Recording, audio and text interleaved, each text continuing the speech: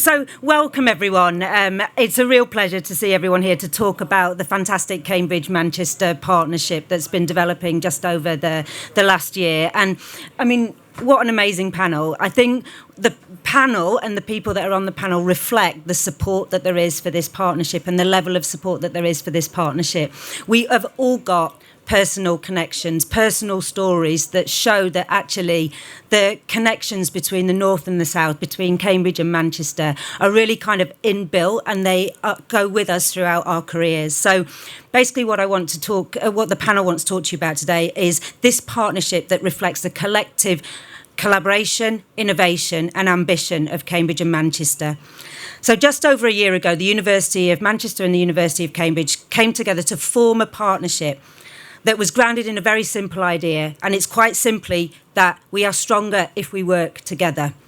So the partnership is delivered by Unit M and Innovate Cambridge, and it's backed by our mayoral authorities, and it has support from grassroots, through business, through government, right up to national government. And it isn't just a partnership between two cities. It's actually about uniting the north and the south, not in name only, but in purpose and action to deliver innovation-driven growth. So this is an innovation-driven, innovation-first partnership, and it's designed to ensure that we make the most of the infrastructure that we already have, but also that we're ready to take advantage of any new infrastructure that should come about as part of the partnership and during the time of the partnership. So we believe that this is the kind of partnership that will shape the future of the UK's economy. So welcome. I'm going to introduce the panel quickly before they come up. So we have Lou Cordwell, who was a tech entrepreneur before leading the foundational phase of ID Manchester, now called Sister, and is currently CEO of Unit M, which is an organisation in Manchester set up to drive innovation-driven growth for the region and the UK. We have Shaun Grady, who represents AstraZeneca enterprise across the whole of the UK, working with AstraZeneca leadership to support all the AstraZeneca functions and priorities across the life sciences in the UK. And he's also, and I'm sure it will come up today, chairman of Cambridge United Football Club, which he's very proud of.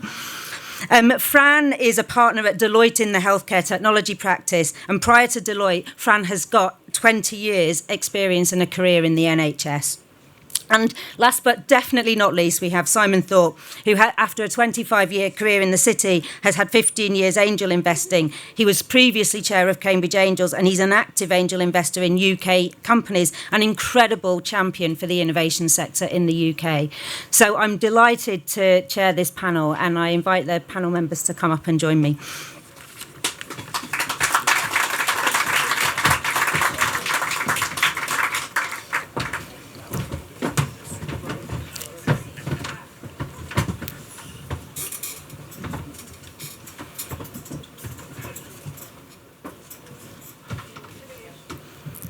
Excellent. So I'm going to ask the panel to just give a 2 to 3 minute reflection before we move into some of the questions. So, Lou, to you first. You know, you were involved in this partnership from the start, and I wonder if you could tell us just a little bit about, you know, why the partnership was set up. What are the complementary strengths that you see between Cambridge and Manchester, and how we're learning together to implement priorities at pace? Yeah, thanks, Kathryn. I think you covered a huge amount of that in the introduction, which was brilliant.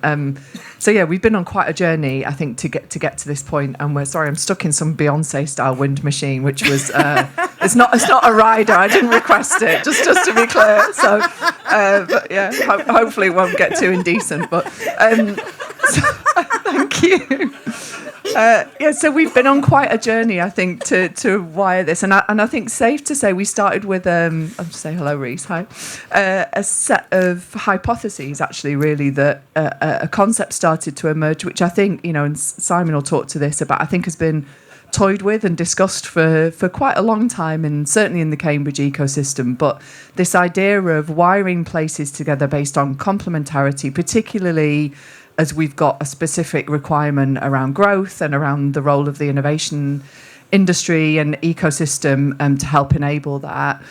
And the idea of partnerships between places that weren't necessarily just adjacent cities, city regions, but actually had in terms of the clusters and the capabilities that they represent, and the ambitions that they represent, huge complementarity. And I think this idea of Cambridge and Manchester became clearer as, on paper, they felt like two pieces of the jigsaw, that the weaknesses of one were really strengthened by the strengths of the other, and both hugely ambitious in their own ways on the innovation agenda. So I guess we took those hypotheses and as you would expect from a rigorous bunch of industry leaders and academics, we really tested them and also tested the appetite for our stakeholder set. And I think one of the hypotheses that we wanted to kind of build into this partnership from the start was that it wasn't just going to be a kind of vanilla MOU that got signed that didn't deliver anything. And we've all been part of those and seen those at many points,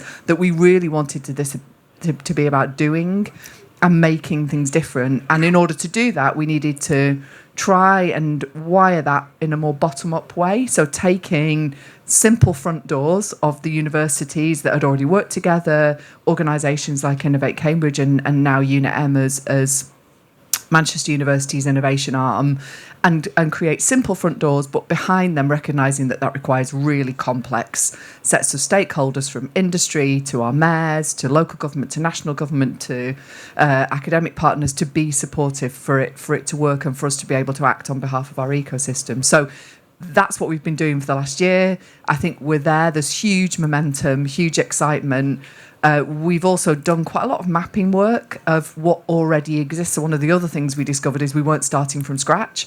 There were lots of, Simon kind of is a really good representation of connectivity at an individual level, but also, again, Shaun representing that today, lots of industry connectivity between the two city regions. So again, huge momentum around the existing connections that we can build on, but the potential is absolutely enormous. And the complementarity between the two regions has only become clearer. And you can see that on a sector-based level. And, Bruce, you can see it in terms of high productivity, global brand in the Cambridge name, struggling on productivity in Manchester, but massive potential and a large scale of ecosystem, both with academic excellence, both with real industry ambition and excellence, and then across materials and life sciences and AI, et cetera, you can see where we begin to knit those pieces together. So yeah, big journey, but now the work begins, I guess. Yeah, and Shaun, I found out last night Shaun was actually from Yorkshire, not Manchester. Maybe he didn't want that to be let out the bag. But anyway, Mancunian, Shaun. It's definitely pick on Shaun more. So good morning, everyone. Thanks for the Cambridge United plug to kick us off. Season tickets are on sale already, albeit at a slightly lower level than we played last year. And it's interesting talking about football. I was saying to a colleague last night, I've been to Leeds more than a few times, but as a supporter of Manchester United, so the welcome has been a lot warmer and more friendly than I'm used to. So as you heard, I'm the chair of AstraZeneca in the UK. I have that privilege. That's a new role that we only created at the beginning of this year. That didn't exist previously.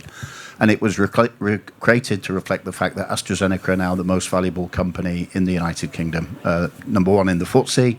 And of course, we have a new government, so we thought we'd better get a little bit better organised and coordinated in terms of our interface with the government and other stakeholders. So we're number one in the FTSE. We're also the biggest private R&D investor in the United Kingdom. We spend £3 billion in R&D every year. We're 10,000 people across the UK. And guess what? 5,000 of those are in the northwest of England, in Macclesfield, and 4,500 are in Cambridge. So in many respects, we already have that footprint and those linkages. Those of you who have been around paying attention for long enough will know that AstraZeneca's legacy in the UK is in the north of England. So Zeneca came out of ICI. ICI was a northern chemical company. We were in Blakely with our dyestuffs division, and pharmaceuticals came out of dyestuffs and moved a little bit further south to suburban Alderley Edge. So we've got that presence. We're fortunate, therefore, to really truly benefit enormously from both being in Cambridge and being in the northwest slash Manchester. So this for us is a terrific sort of opportunity to almost role model what's happening, to publicise all the benefits and the good things that we get out of being in both places and the collaborations that we have there, and then work with colleagues across business, across public and private sector to actually improve both places. So, wholeheartedly in support of the linkage and the collaboration and the cooperation. Thank you, Shaun. We're very appreciative of it as well. And Fran, obviously an innovation ecosystem works because of all of the building blocks of it and all the functioning parts, and consultancy and what Deloitte does incredibly important part of that. So can you tell us a little bit about Deloitte's footprint in both cities and your support of the partnership? Yeah, of course. So one of the roles that Kathryn didn't mention that I have is I'm the practice senior partner for the southeast of Deloitte. And some of you may not know that actually a third of Deloitte's revenues every year, over £1 billion, is generated outside London. And we have a regional leadership team, of which I am one, and of course I have a colleague in Manchester, and we've just invested significantly in our Manchester offices, refurbished in the centre of Manchester, and we generate revenues in both places. Interestingly, our growth rates are higher in Cambridge, and over the years they've always mapped the typical economic growth rate in the geography. And so what we are doing as part of our contribution to the partnership is really focusing on how, as a professional services organisation, we can support particularly the mid-scale companies as they grow. And one innovation that we put in place in Cambridge is what we call our life sciences catalyst. So this is a physical space for organisations to come together, to collaborate, for people to work, to host events. And that's just celebrated its first anniversary with over 1,000 events in the first year, multiple conversations that have led to innovation and even significant investment. So our approach really here is, A, to be a partner to provide professional services, but also to provide an ecosystem, to provide events, insights, and understanding in a physical space which can allow people to convene. And we work really closely with Innovate Cambridge, who have a similar facility, and we're all in that same geography within Cambridge, which is that station precinct. This week, Deloitte also opened a new facility in Belfast, and the ground floor of that facility is a partnership with a non-profit organisation called Catalyst, and it will host startup and growing and scaling companies. So it's another demonstration of the commitment that we hope also to extend to Manchester of how we can work as an engine for innovation and growth in local economies. Thanks, Fran. And Simon, you've been living this collaboration for a few more years than the collaboration has existed. So can you tell us a little bit about what you've been doing with Cambridge and Manchester Angels and the Innovation Factory? Well, thanks, Kathryn. Thank you, Kathryn. That doesn't work. Let's try that one. Good morning, everyone. Does that work? Let's try this one. Right. Morning, everyone. Great to be here in Leeds. As Kathryn said, many of us have personal connections with both cities. That's very much true for me. I went to Manchester University. I was reminded last week when somebody kindly invited me to the Bruce Springsteen concert in Manchester. I couldn't go, but I said the last time I went to see him in Manchester was in 1981, and the ticket price was £6. So, look, it's great to be here to be talking about this. I mean, so first of all, there are three things really you've got to bear in mind with me. One is around the angel investment ecosystem, which is the very early stage backing of innovative companies. The second aspect of it is that the technology transfer arm. So in Manchester, as Lou's just mentioned, there's the Innovation Factory. In Cambridge, it's Cambridge Enterprise. And these universities work very closely together, called something called 6U and 10U, the 6 universities, 10 universities. Manchester and Cambridge work very closely together. And then at the funding level, many people in this room will be aware of Northern Gritstone, backing the three universities of Sheffield, Manchester and Leeds, but now actually also Liverpool, which was announced a week ago, which is great news for the North. And in Cambridge, we've got CIC, Cambridge Innovation Capital. So keep in mind with me, there are three things that we're trying to do to join up the ecosystems. And to give you a quick example, yesterday we completed a deal in Manchester Angels, which I helped set up. It's we have a partnership with Cambridge Angels. And we completed a deal yesterday afternoon which was led by Manchester Angels, but with some Cambridge Angels investing. So we're actually doing this already. This isn't just something we're talking about, we're actually doing it. So Simon, maybe you could keep the mic a minute and tell us that, what are the gaps that currently exist, and what do you see that this partnership is going to do to either increase the pace or fill those gaps? Yeah, thanks, Kathryn. It's a great question. So we're thinking about this all the time. There's obviously has been traditionally a funding gap. So you'd be talking to entrepreneurs in Manchester, Leeds, Sheffield, or across the north, and the constant theme was, where's the money going to come from? There wasn't sufficient funding in the north to fund highly innovative companies. There is much more money now, and Northern Gritstone is a big help to that. It's not the only investor. There are plenty of other investors in the UK, in Europe, and in the US, and around the rest of the world, Middle East, Asia, etc. So there's a financial funding aspect of it. There's also what I would call a talent aspect. So there's lots of talent coming out of the universities, and this is one of the exciting things for Manchester in particular.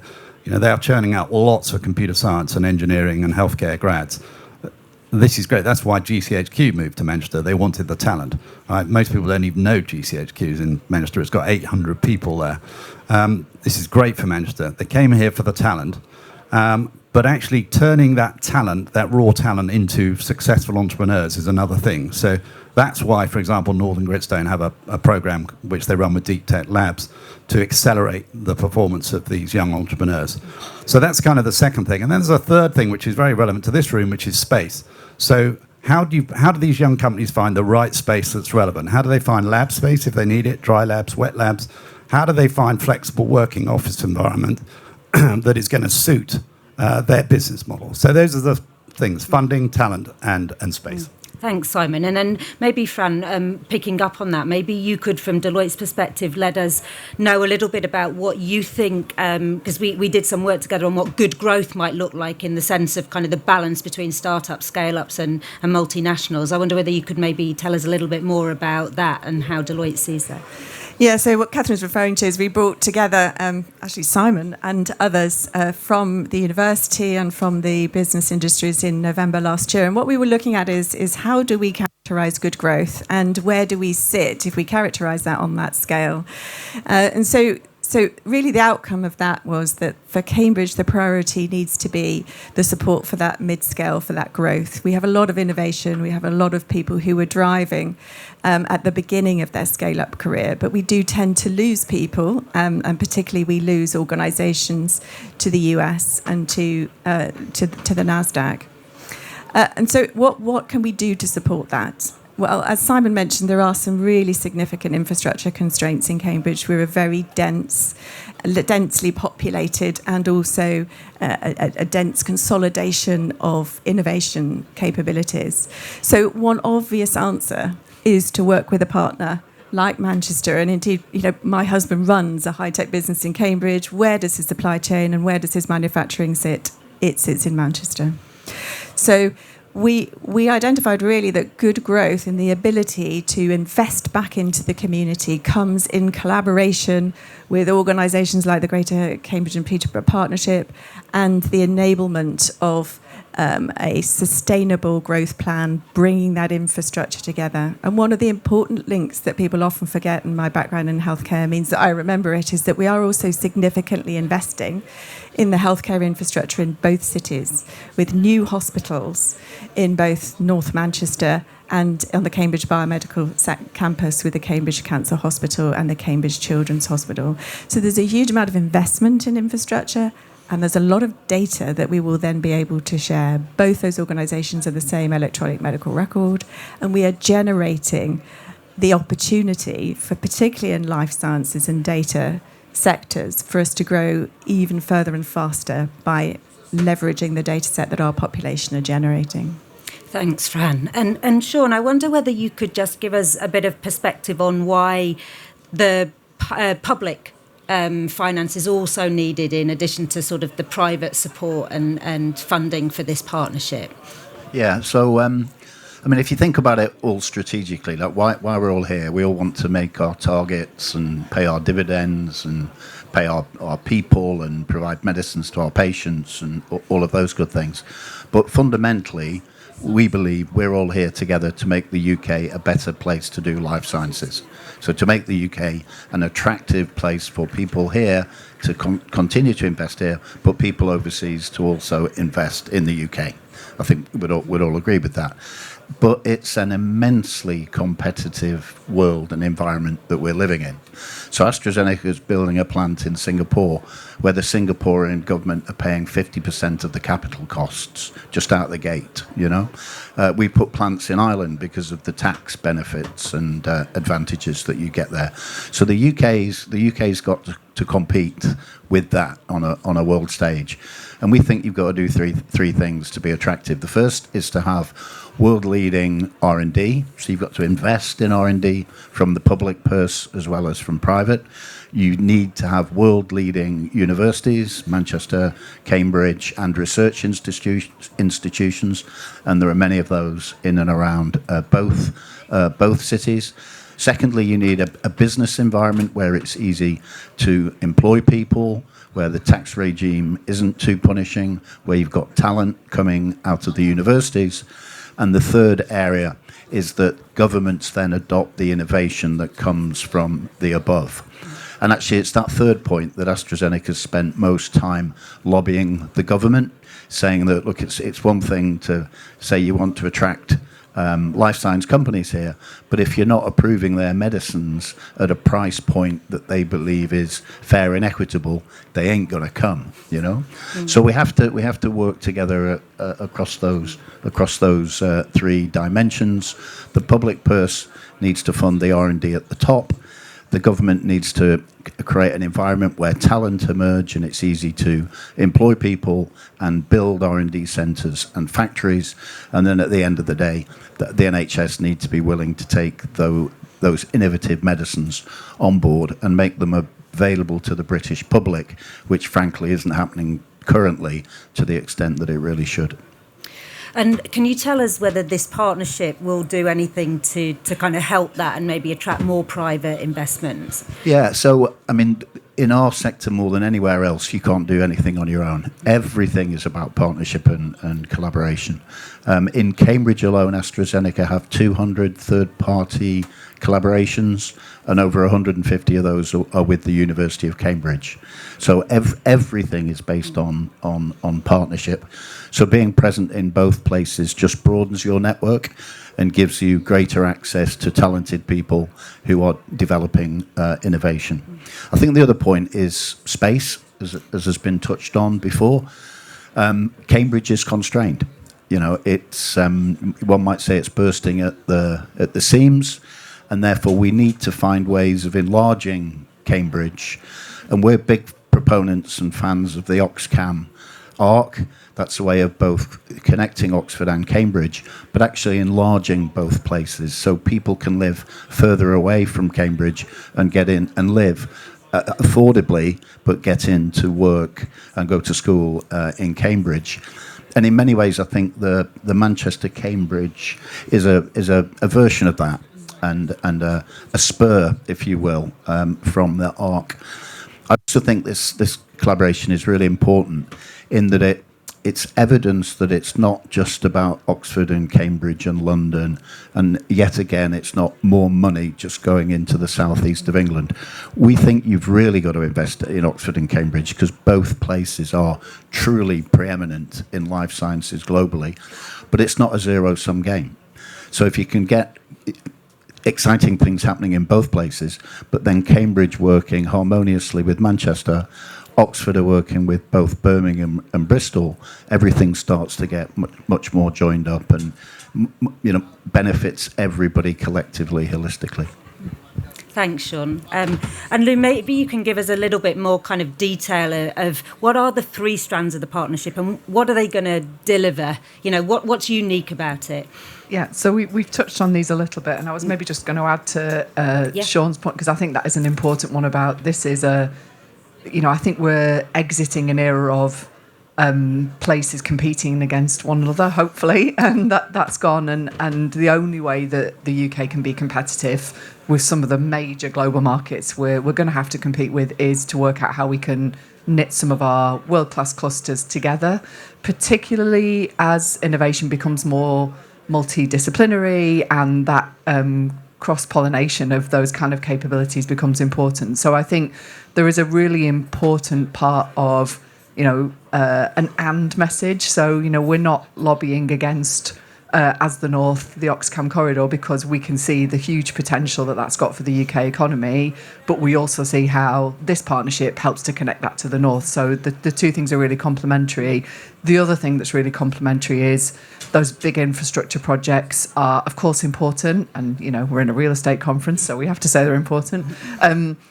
But they're not going to deliver growth in the next 2, 3, 4 years. Whereas the kind of partnership that we're looking at we're not after a better train line, not in my lifetime anyway, between Manchester and Cambridge. We're there to build ecosystem connectivity. So actually, in some of the ways that Simon's describing, in relatively near term, we can have an impact by connecting people and programmes and activities and existing clusters and ecosystem components. So that there's a real win for the UK, not just for our two city regions. But what are we going to be doing? Well, we've talked about a huge programme of work to begin to leverage those existing connectivities and build new ones. Some of that will be sector specific. So we've got opportunities around life sciences, as we've talked about, but also materials, AI, other territories where there's existing capability that would be augmented by working closer together. And again, there are already research collaborations between the universities, networks, funding opportunities that we can build on. But this way we get there faster and better together. We are going to be looking at FDI. We think there's a really compelling proposition for the UK to take out to the world of attracting net new to the UK on the basis of the collective capabilities of Cambridge and Manchester. And then the part we've not touched on is a really central shared ambition of the partnership, which is to build a more inclusive model of innovation and growth. And I think very early on, when the two organisations came together, it was very clear that I think probably to the surprise of both partners, there were huge parallels in terms of growth, yes, but a core set of people who consistently don't benefit from that growth in both places, and a real ambition to address that. So yes, we want further growth and we want to power the UK, but we want this next 20 years to benefit a set of people who to date have been left behind. So again, that's another way that we're going to, through the partnership, explore in a really executional way what shifts the dial, work with partners to help us measure that and to build the playbook. So we're trying through the partnership, through all of those activities, to build the playbook that hopefully helps other cities to work out how to collaborate together, because we think that's where the strength is, and build the playbook for an inclusive model of growth. Mm-hmm. Thanks, Lou. And just while you've got the mic, I wonder whether you could maybe kind of tell us what new activities will happen as part of this partnership. I mean, particularly around the inclusive innovation agenda, I think would be really interesting to hear a bit more about. Yeah, so I think we've both got in isolation in the city regions individual organisations and stakeholders who are trying to explore this. But the project gives us an opportunity not just to unify within our place, but to build a connected set of stakeholders who really care about this and are operating in this space. We've also got the opportunity to learn from one another. I think there are activities, things like the Cambridge Pledge is a brilliant initiative that Manchester can really learn from. Manchester's doing some really stellar work around some of the early years skills activity and how we begin to bring new people into the innovation economy. So there's a huge amount to learn from one another. So it's a set of learning programmes, a set of collaboration opportunities, but also an opportunity to identify common problem statements and develop new propositions that need to be invested in and developed as prototype projects. So that's the other thing that we'll be doing, is developing new initiatives that are specifically designed to tackle this. And Fran, I mean, the number of playbooks that Deloitte has written, can you give us any advice on how we should go about developing a playbook so that other cities and partnerships might be able to take up what we'll have learned from this partnership? So just to build on your point there, Lou, so for Deloitte in the UK at the moment, there's a huge opportunity for us to contribute to that inclusive growth agenda through skill development. So literally in the last 4 weeks, we have all the regional offices, over 15 of them, have committed to supporting charity partners. And the one consistent founding principle of those charities is the development of inclusive skills and bringing young people, particularly people either with learning disabilities or from disadvantaged backgrounds, into the workplace.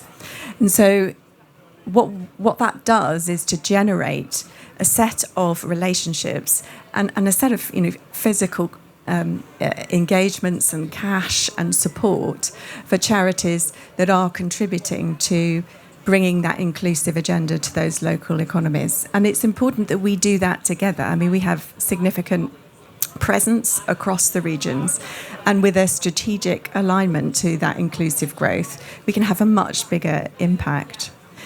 In terms of playbooks, I mean, yes, we have a lot of them. But what I would also say that the most important thing for us to do is to generate a set of skills and capabilities that can support the mid-scale companies grow. That is where our biggest brain drain is. That is where our biggest revenue drain is. So we would run, as part of our Life Sciences Catalyst playbook, webinars on how do you deal with globalizing your operating model? What are your tax implications? How do you get the best out of talent? What is the talent agenda globally? Interestingly, talking to some of our headhunters in Cambridge, over 50% of people now who apply for and get appointed to the significant jobs that we have in our growth economy do not and never intend to live in Cambridge, and some of them live on the west coast of the US. So there's a real global talent agenda here. One specific thing that we can do is that as a global entity, in the same way that you can, Shaun, is that we can connect Cambridge companies and innovators to global institutions that are looking to either acquire, to grow, to scale, or to innovate. And we have a network of people across the world, and that's their job.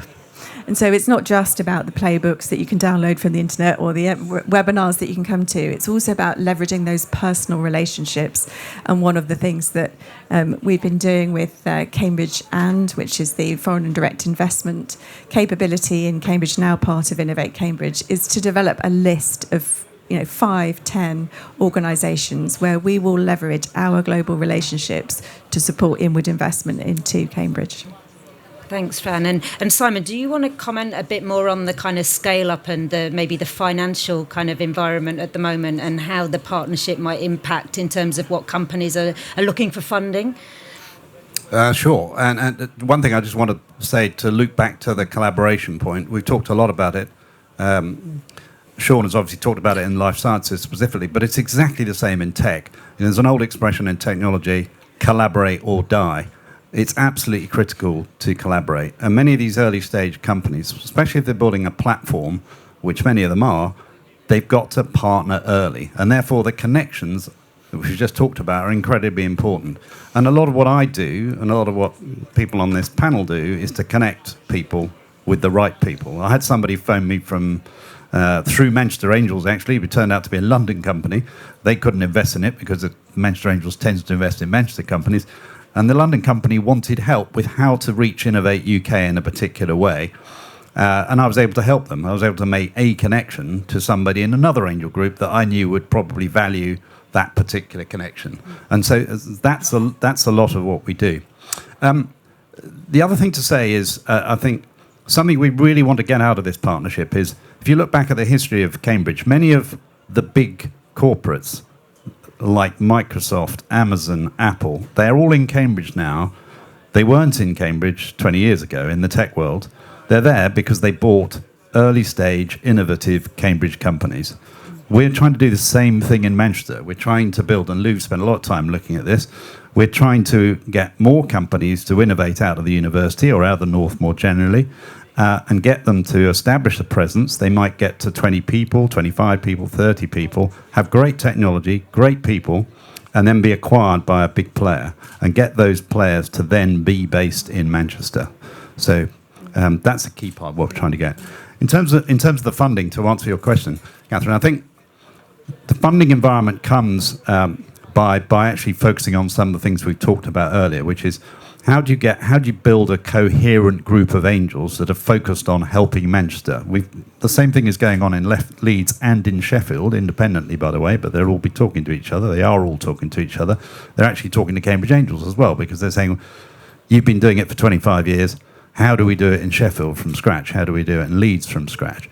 So there's a lot of knowledge transfer. So that's the first thing, is how you build that ecosystem, connect people to help with funding. And then it's about joining the dots with some of the venture capitalists like Northern Gritstone, like CIC, and there are plenty of names that I could mention here locally, but also throughout the UK and in the US. And then it's also about, as I mentioned earlier, the technology transfer arms. How do you actually get them to help support early stage companies to reach the right sort of funders? It's connecting those funders with them. Great, thanks, Simon. And I wonder whether... Sure, did you want to... No, I was just going to illustrate Simon's point. I mean, it's complicated, but you can trace back the reason AstraZeneca moved to Cambridge to the acquisition of Cambridge antibody technology in 2006. You know, so when we decided we needed to be part of a sort of leading life science ecosystem, we could have kind of gone anywhere. We could have gone to Oxford, we could have gone to London, but we went to Cambridge because we had that foothold there, and we had that history of partnership and collaboration and acquisition, both with Greg Winter, but also with we acquired a company called Kudos for PARP inhibition, Steve Jackson's laboratory. So those business development interactions, you know, fast forward 15 plus years, and we've now got a $1 billion R&D centre smack bang in the middle of the Cambridge biomedical campus. But sorry, Simon, you... Well, it's just worth saying, I mean, I can say this whereas Shaun can't, but AstraZeneca has been a massive injection of innovation into Cambridge, and it's worked really hard to actually talk and meet early stage companies and support them and get AstraZeneca people out to work with these early stage companies, and that's been a huge benefit. Yeah, I was gonna kind of follow on that, Shaun, because actually the philosophy and values that AstraZeneca had to become part of the Cambridge ecosystem, everybody has really appreciated them and benefited from them. And actually what you're doing as well is bringing some of that to the Manchester partnership. There's a couple of things that you do in Cambridge that you're thinking that you would like to then expand up to Manchester. So I wonder whether you could talk a little bit about the philosophy and then what in-kind and other support you might also... Yeah, thanks, Kathryn. So, you know, people have said from time to time, you just had a brilliant onboarding strategy coming to Cambridge, to which the reply is, you flatter us by thinking there was a strategy, you know? Because actually what we did was just very Cambridge-like. We just rocked up. And we just went to things and had something interesting to say. It was quite interesting, actually, when we first started to come to Cambridge, because everybody had heard about AstraZeneca and everybody was talking about AstraZeneca, and Pfizer was trying to buy AstraZeneca at the time, you might remember. So a few of us got down early because we were partnering people, and then you'd go to a reception and you'd say, I'm from AstraZeneca, and people would literally grab you by the arm and say, don't move, you know, I need to find Hillary or Josephine or whatever. It was like whale watching, you know. I've actually seen somebody from AstraZeneca. So it was a very natural sort of evolutionary thing. But one of the things that we did, which we're going to hopefully expand now, is we created a mentoring pool. So there are 70 AstraZeneca colleagues in Cambridge who basically sign up to coach and mentor entrepreneurs, startups and scale-ups, and make themselves available at the weekend, in the evenings, and generally, you know, coach and mentor and support companies. And then we were quite successful in so doing, but we thought where we can add most value is probably in the scale-up phase with people on boards of directors. So we created a non-executive director program with Fran, and we've had 60, 70 people go through that. So as well as having this body of mentors, we've now got a group of sort of NED-ready people to start putting on boards. And the hope and the plan is we extend that population of people to the Manchester startups, and we're doing a recruitment drive both in Cambridge and in Macclesfield. So we've got like a fresh pool of people that could support the companies coming out of Lou's organisation. And then back to football, if I may, very quickly. So we as part of arriving in Cambridge, we did get close to the football club, because it's one thing to meet people from the university and all the clever people, but you don't actually very often come across real people. So we aligned to Cambridge United Football Club, and I ended up being the chairman. How did that happen? But we created a programme called Active Science. So when Cambridge United are going out to schools doing football and netball and all of that, there is now a science programme in the school's outreach programme, which we've been doing for 7 or 8 years. And then our colleagues in Macclesfield said, so how come we haven't got one of those? So we now have that with Macclesfield Football Club, with my close friend Robbie Savage, would you believe? And we've done it at Everton as well, because we've got a site in Liverpool.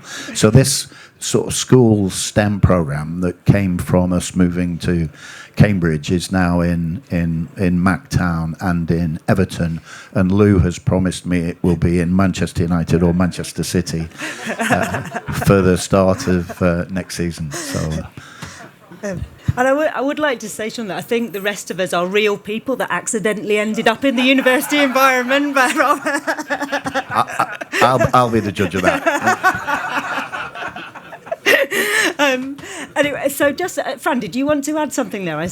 Well, on the non-executive development programme, I think it was a great example of collaboration, wasn't it? So we were bringing the capabilities in corporate governance, in how to be a NED, how to question, how to engage, the legal aspects. People did actually stay awake in that session, I think. But, we ran four cohorts of people through that, and we're seeing that not just in early stage and scale-up businesses with non-executive directors, but also in the third sector, so people becoming trustees of charities. And again, that contributes to what we want to see in terms of the inclusion agenda within growth. And I hope we can extend that into Manchester too. Did you want to comment? Yeah, so I've been personally exposed to this programme through Shaun's team putting people onto boards of some of my companies, and it's absolutely great initiative because excuse me, the culture of working in a big company is incredibly different from working in a startup. And I've been exposed to that myself, having worked in a very big company and then switched to becoming an angel investor and been doing that for the last 15 years. You are only as good as yourself when you're starting a business. It's you. You don't have a brand name of AstraZeneca or a bank or a property company behind you. It's you. And it's what you do, and it's what you make happen. And you're constantly trying to find solutions. You're constantly trying to find people, back to our connections point, that can help you, because they can help you faster than you can do it yourself. So that's the point that's worth making. I mean, the other thing that you can overlook is we do it for sort of philanthropy and reputation and all of those things. But actually, our people get an enormous amount out of it. Because if you work in an organisation of 93,000 people, it's quite hard sometimes to be entrepreneurial and to make decisions quickly. So I think putting people in that environment where they see people, doing things we do in AstraZeneca for half the amount of money and half the time, kind of really helps their sort of personal development and ways of working and thinking, and then we kind of bring that back into our company and cross-pollinate. There's now a mentoring scheme in AstraZeneca. Our colleagues in Sweden used to come over to Cambridge to mentor in Cambridge. Would you believe we've got a little AstraZeneca airplane that goes from Cambridge to Gothenburg, and they'd get on it and they'd come and mentor Cambridge companies, and then they said, this is ridiculous, why are we going to? And then they started mentoring really across Scandinavia, and we've got something in Maryland. We do it in Shanghai and Beijing. So what started just as a let's make friends in Cambridge is now kind of a global program for AstraZeneca. So I'm going to ask Lou a question, and then we're going to have our final question. And the reason I'm telling you this, because I'm warning you to be ready with questions, because we have an amazing panel here. So please do be ready to take advantage of their expertise and ask questions about the partnership. So, Lou, we're at an infrastructure conference. Can you tell us a little bit about what you think the difference this partnership will make from infrastructure needs for some of the companies that might come out the other end? Yeah, so I think, perhaps we focus that conversation on the scale-up opportunity. And obviously we know from a UK perspective that's a real growth imperative for all the right reasons. We know we're losing companies out quicker than we would like to the US. And we also know that's more than just an access to capital issue. It's an access to skills. It's an access to specialist communities. And we had the pleasure of being out in Boston a few weeks ago, Kathryn, and the really big message we took from that was increasingly people in search of globally excellent, vertically specific communities. So in Manchester, we have a very specific community around 2D materials that comes out of our work around graphene. I was delighted to see that on the chart of best in class in the world. So this search for like-minded people, access to the right spaces, access to the right communities, access to the right skills, and also the right capital. And I think that scale-up opportunity to keep our brilliant startup and spin-out companies in the UK on their journey for longer, it is, I think, one of the biggest opportunities of the whole partnership, actually. And that doesn't have to just be from Cambridge to Manchester. I think there'll be a little bit of it, but we already have companies who've been on that journey, who are working in that way, who are great case studies for how that can be a huge asset. So, I think big focus on scale-up for us. Yeah. Thanks, Lou. So I'm going to ask particularly Simon, Fran and Shaun here. You're putting a lot of time into this partnership. I mean, I really appreciate you coming up from Cambridge to Leeds to speak today on this panel, which kind of shows, I think, the support for this partnership. But I wonder, can you hold Lou and I and the rest of the team accountable? And if you could wave a magic wand and say, next year we're back here, this partnership will have delivered X. What should we have delivered, and what would be success from your perspective? Well, I think from my point of view, I'd like to see more specific company collaborations between the two cities. So that might be typically, we talked about some of the things on this board here. You talked about, there's already an awful lot of in common between the two cities. They're essentially focused on science, tech, healthcare, material science, and so there's a lot of commonality. So getting more companies to do things together, getting investors from Cambridge to invest in Manchester and vice versa. So more deals like the one we did yesterday, more deals like Molymem, for example, which is a Manchester University spin-out, which has been invested in by Manchester Angels and Cambridge Angels. Versarion, which is actually a quoted company, which is in both places. So more companies doing things. We haven't actually talked about water specifically. It's on there. Typically we have plenty of water in the north, not recently, but typically we do. We've run out of water in Cambridge, so we can't build any more houses because we haven't got enough water. So I'd like to see more Cambridge companies being located like Arm has done. They've got a base in Manchester, having IP originated and R&D originated in Cambridge. So that's what I'd like to see. Thank you. So next year, I think I'd like to see the engagement between the professional services community and that academic and startup community flourish in the way that it's done in Manchester, in Cambridge, in Manchester. That for me is the key thing. Build it around the physical spaces and bring the knowledge, capability, playbooks that we can offer to support the growth journey of these organisations. Thanks. And non-football related, Shaun. So we talked about this, didn't we, at the summit that we had? What are our ambitions and all of that? And there were some bold and ambitious things being talked about. I think it's much simpler and smaller and closer than that. I think by this time next year we need 5 or 6 or 7 real examples of X and Y are now doing Z, because and then we can talk to people and point to real stuff, like we're in a startup phase, aren't we, with this collaboration, and it's all fine words and it's all concepts and it's all ambition and strategy and what have you. It would just be great to have those half a dozen, real examples of stuff that's happening as a result of this partnership and collaboration that wouldn't otherwise have happened. I don't know what they are. We probably none of us know what they are, because that's the whole point, isn't it, of putting people in rooms like this and kind of seeing what happens. But I think pretty soon we're going to need some real evidence that it's worth the journey, if you will. Thank you, Shaun. I think that definitely holds us accountable. And Lou, do you want the final word on how we're going to deliver that? I'll hold that hot potato, shall I? As long as we turn the mic off and no one's recording what we're promising, that's great. So I think obviously, I think startup phase is a really good analogy for where we are. We've kind of raised the capital, we've got the interest, we've got the stakeholders aligned, everyone's up for the journey. We've got a quite ambitious plan over the next 12 months as to where we're going to focus our time and energy. You will see some announcements around some of that in the next few weeks, which we're really excited to share. Part of that will be building dedicated resource and people who can turn it from a side of desk enthusiastic project that Kathryn and I and our teams run into dedicated resource where people have time and energy to spend their lives between those two ecosystems, beginning to deliver some of those programs. So, we're definitely clicking into the next phase, and I think that they're great challenges as to. I hope we'll be here this time next year, maybe specifically answering those points and talking about what it is we've built, and hopefully a few surprise things as well. Thanks, Lou. So it's over to you to ask any questions you might have. I can see Mike already there with a question. No, not at all. We love your enthusiasm, Mike. Always. Mike.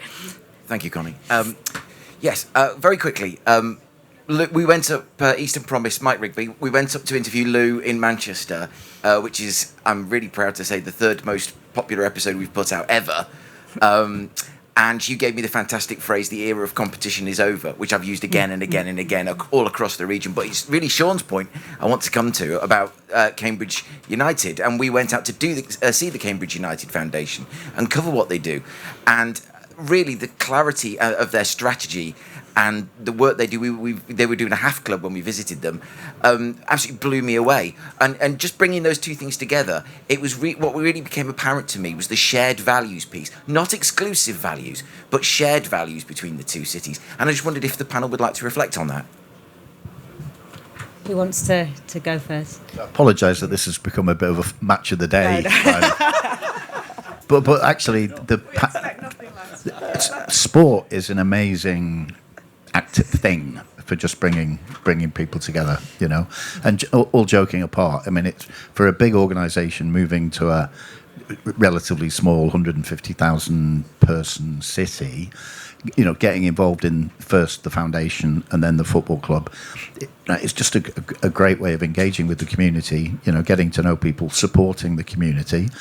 This is the point where we trot out that Cambridge is the most unequal city in the country in terms of life expectancy between the Abbey Ward and the posher parts of Cambridge, if I can put it that way.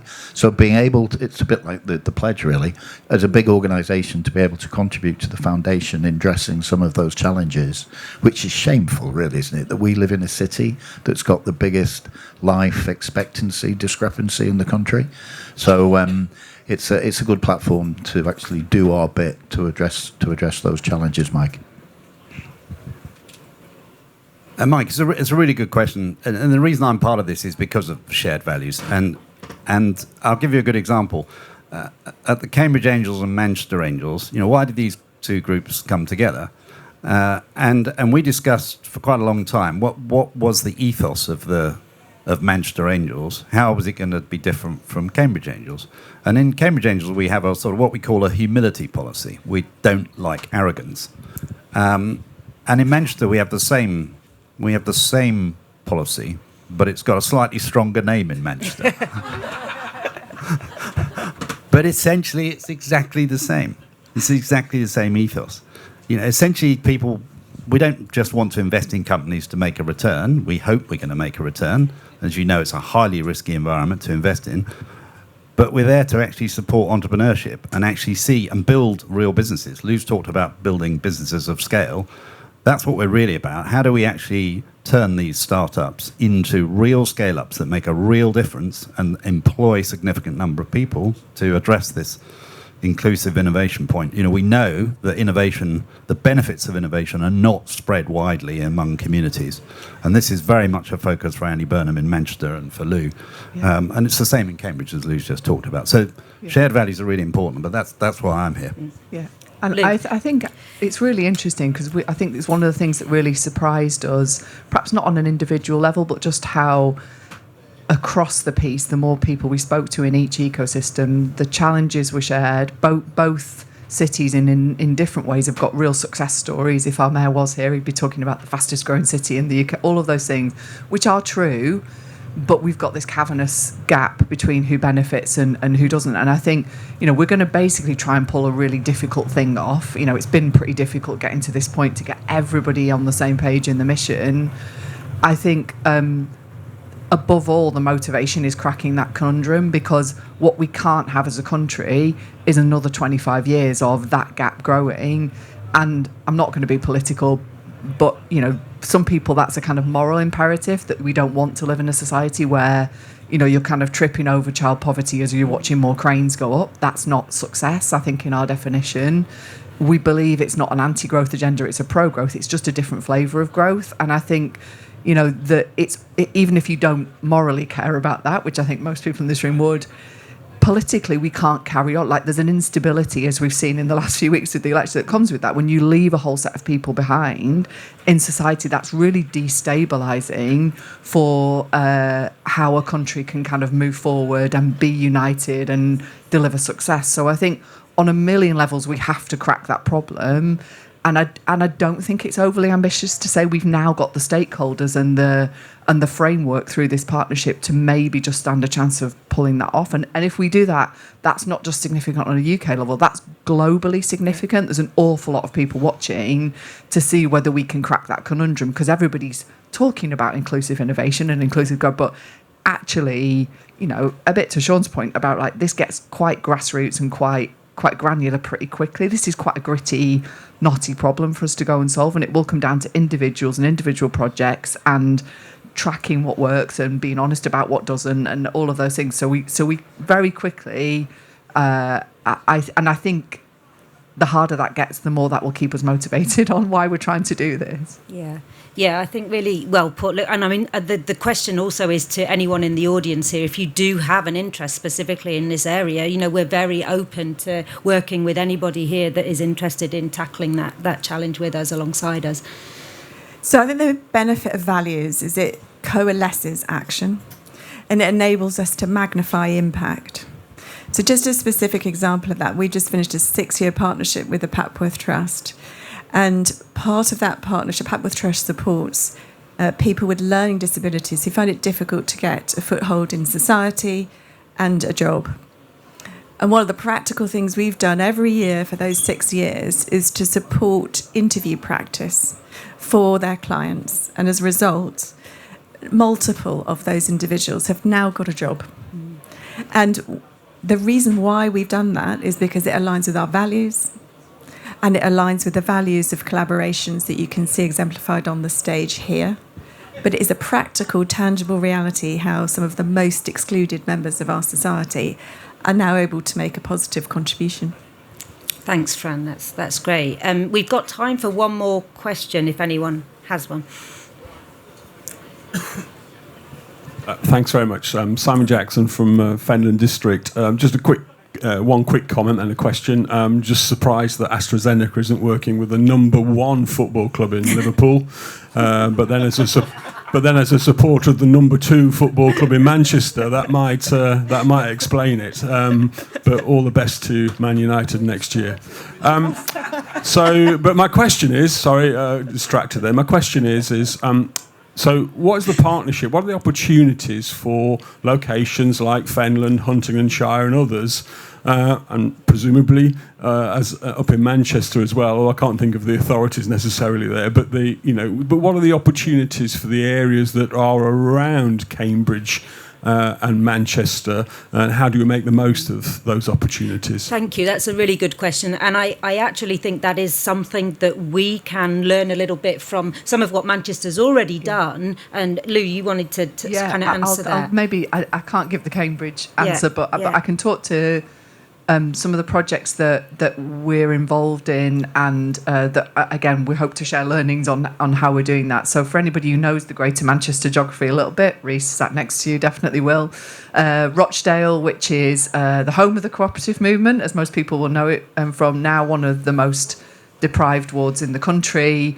Huge, post-industrial kind of crisis of the economy there. Really typical of lots of towns up and down the whole of the UK, and one of the projects that we're involved in and the university is going to be leading on over the next 2 to 3 years now is you'll have heard potentially our mayor talk about Atom Valley, which is a huge ambitious project around the kind of economic regeneration of that area. The first rung on that ladder is a project that we're involved in to build a specific centre that's connected to our Geek building, which is the graphene engineering building that's on the city centre campus. And that will be out in Rochdale next to the tram stop, and it will work with SMEs in the region, often family-run businesses, to take the materials innovation and the advanced manufacturing innovation in the university out into those companies. And that's really granular. I mean, we're talking about 100-person companies, getting them to be a 150-person company, working with the FE College to create the skills flow, to create the jobs locally and create the opportunities locally, to ensure the future sustainability and profitability of those companies.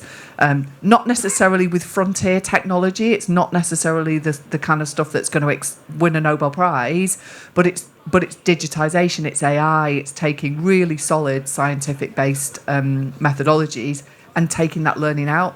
Actually, our academic community really enjoy that, and it's a great opportunity to see their work in the field. The other thing we've been working with is, so most of those FE colleges, of course, have got a mandate to train more people in computer science, in AI skills, all of those things we know the economy needs. The reality of trying to hire a college teacher on 30k who's skilled in AI when they could go and work for Google is just an impossible task. So what we've been doing is run a programme with our PhD students, which is part of their kind of work in the field, real work experience, and they've been going in and teaching those skills in the FE colleges.